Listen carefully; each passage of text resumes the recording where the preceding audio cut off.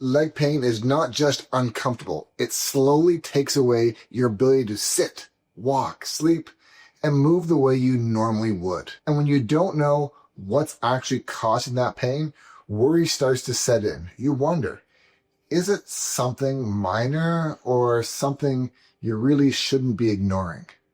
The uncertainty, that's the problem. The longer the leg pain goes without the right kind of treatment, the more likely it is to become chronic. And once that happens, it creates more limitations, more frustrations, more disruptions to your daily life. In this video, I'm going to break down the 5 most common causes to leg pain in a clear and practical way. You'll learn what these conditions have in common, what makes them different, and how to recognize which one actually fits your symptoms. I'll also explain the most effective treatment approach for each cause so you know exactly what the doctor or provider can truly help with. And then I'm going to introduce you to our 8-step BackStrong protocol, a structured approach that has helped hundreds of our patients with leg pain across all 5 of these causes. Make sure you watch to the end of the video. Missing even one piece of the explanation could be the reason why your leg pain keeps returning and never fully gets resolved. Hi, I'm Dr. Chris Cameron, a chiropractor here in Lucan, Ontario.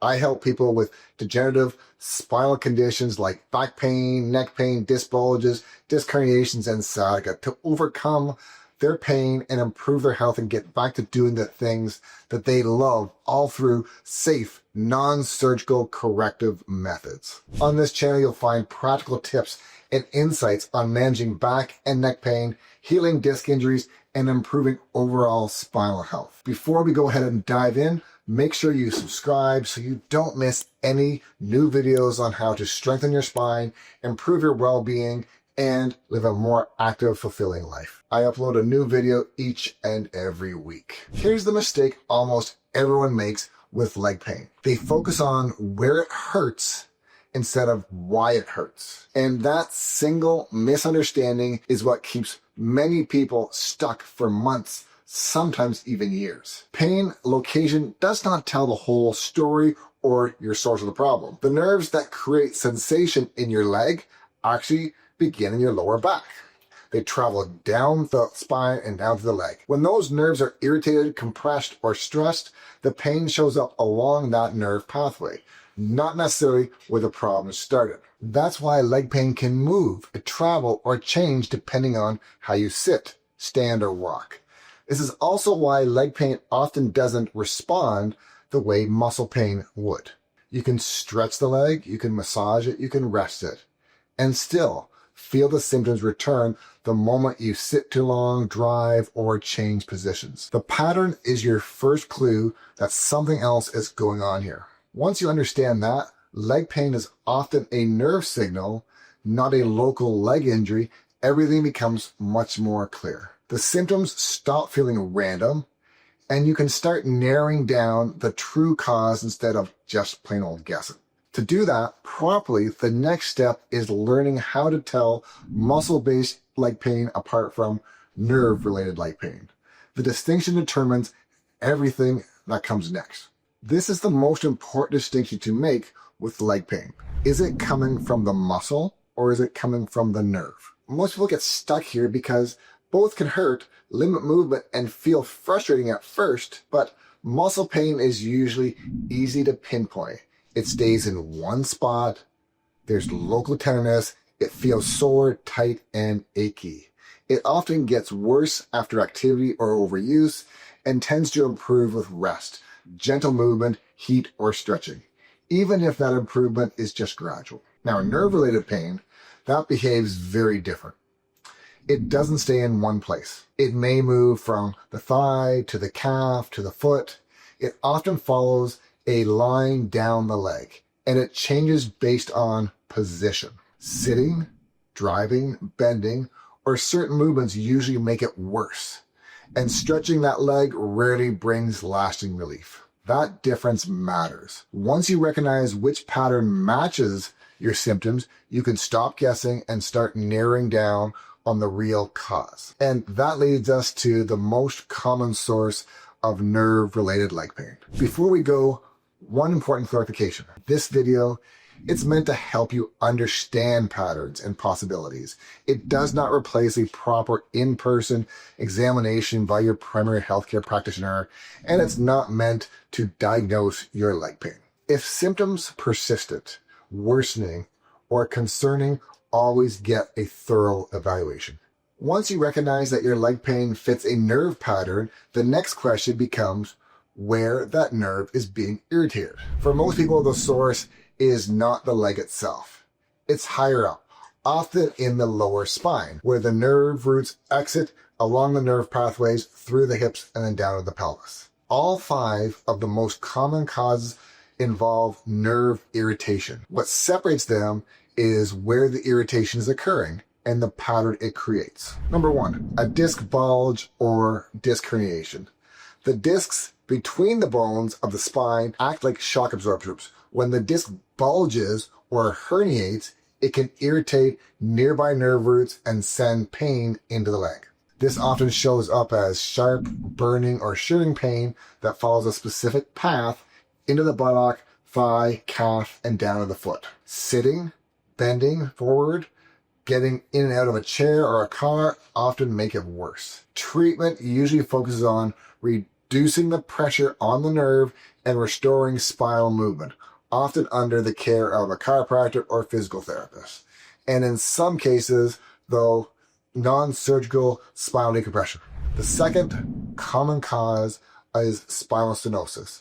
This involves the narrowing of the spine, often from age-related changes like joint thickening and loss of disc height. The pattern here is different. Standing or walking brings on leg pain, heaviness, or fatigue.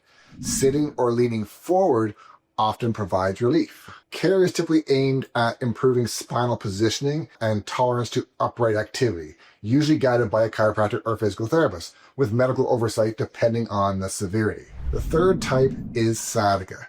Sciatica is a term many people hear, but it's important to understand what it actually means. Sciatica describes a pattern of pain traveling down the leg along the sciatic nerve. It does not tell you the cause of the problem.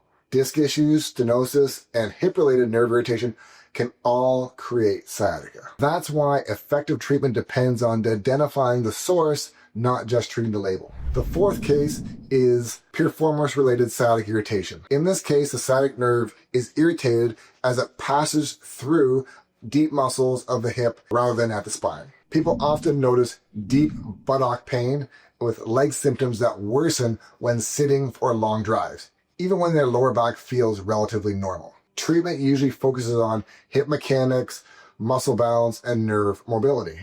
The fifth cause is peripheral neuropathy. This one is different because it usually isn't coming from the spine itself. Symptoms often start in the feet and feel more constant burning, tingling, numbness, or altered sensation that is less dependent on position. Because this is related to nerve health rather than nerve compression, medical evaluation and primary care involvement are usually needed. Here's why all of this matters. These conditions can feel similar on the surface, but they respond very differently to care. When the treatment matches the cause, progress will follow. When it doesn't, people spend months doing things that never address the real cause of the problem. That's exactly why, in a moment, I'm going to introduce you to our 8-step BackStrong protocol. Before that makes sense, you need to know when leg pain should not be ignored. Here's an important baseline rule. Any leg pain lasting longer than 7 days should be taken seriously. That doesn't mean it's an emergency, but it does mean it deserves proper evaluation so it doesn't become chronic. Most leg pain can be assessed calmly and methodically. However, there are specific situations where leg pain becomes a medical emergency. If you have leg pain that is affecting both legs, there's weakness in both legs, there's a loss of sensation in the buttock or the saddle area, there's loss of bladder control, with loss of retention or incontinence, or the inability to have a bowel movement. Those are symptoms, when put together, can point to a serious condition called cauda equina syndrome. This is most often caused by a severe disc herniation compressing critical nerves. This is an emergency. If these symptoms are present, you need immediate evaluation in the emergency room. And in some cases, urgent surgical decompression may be required. This is rare, but it does happen. For everything else, leg pain should still be respected, evaluated properly, and treated based on the cause, which brings us to how the BackStrong protocol fits to all of this. At this point, you might be thinking something important. These causes are different, so how can one approach work for all of them? The question is exactly why we developed the BackStrong protocol. The protocol isn't built around a diagnosis. It's built around how nerves become irritated, how pressure builds in the spine, and how the body heals once that pressure is reduced and stability is restored. Even though disc herniations, stenosis, sciatica, hip-related nerve irritation have different pain generators, they all benefit from a structured process that reduces nerve stress, improves spinal mechanics, and supports healing in the correct order. The protocol follows 8 adaptable steps. It begins with preparing the tissue so that the body can respond to care.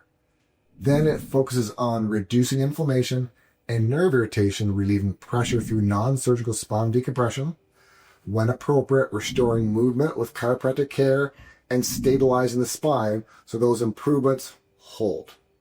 From there, it supports healing through targeted nutrition, customized rehabilitation, and movement correction from the ground up. Not every patient needs every step the same way. Someone with a disc herniation may rely more heavily on decompression and stabilization. Someone with stenosis may focus more on positioning and mobility. Hip-related nerve irritation requires a different emphasis. The framework stays the same. The application changes. That adaptability is why we've seen consistent results across hundreds of patients with different types of leg pain. You now have a clear framework for understanding leg pain, what causes it, how to recognize the different patterns, and when it needs attention. Remember, this video is for educational purposes and does not replace a proper examination. Always get checked by your primary health practitioner so the true cause of your leg pain can be identified and treated appropriately. If this helped you, share it with someone who may be dealing with leg pain and still looking for answers.